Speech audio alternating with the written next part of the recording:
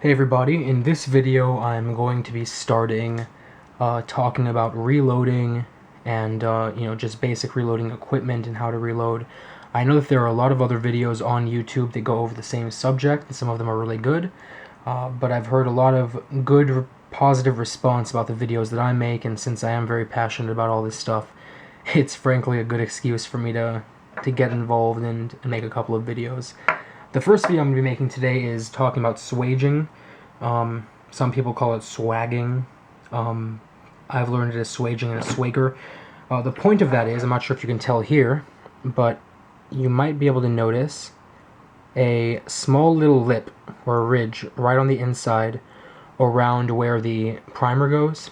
The point of that is on military ammo. So anytime you're buying military ammo, for example, 5.56 instead of 223 or any of the other military rounds, the point of that is to actually keep the primer in there a little bit more solidly, just because military ammo not only has higher pressures, they normally go a little bit hotter, but they're banging around and they're definitely getting a bit more wear than just a person who has a box of ammo next to his bed or in a bookshelf or something somewhere, or in their garage. I'm fine with that too.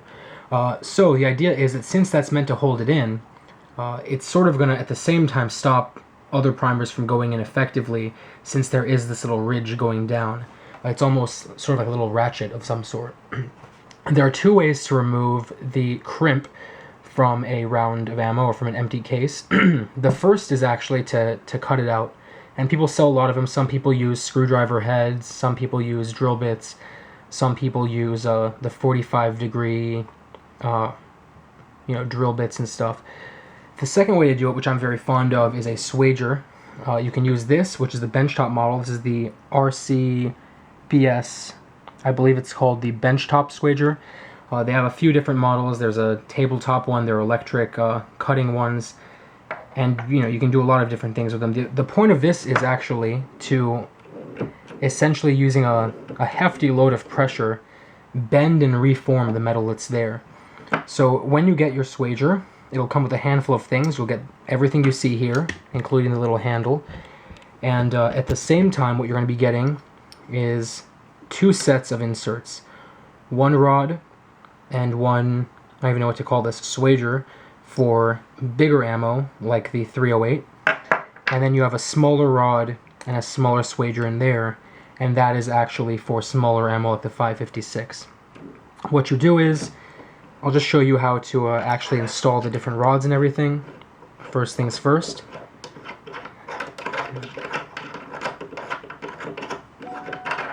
You can actually just unscrew this. There's a hex head thing right there, but for the purposes of this video, I'm not going to bother with that.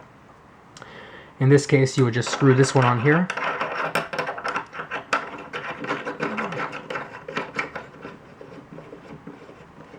And then you would pull this little pin out very simply, and then just push this forward, or actually, never mind. You would rotate it, put the pin in again, remove this angling plate, and then just, 1 second, there we go.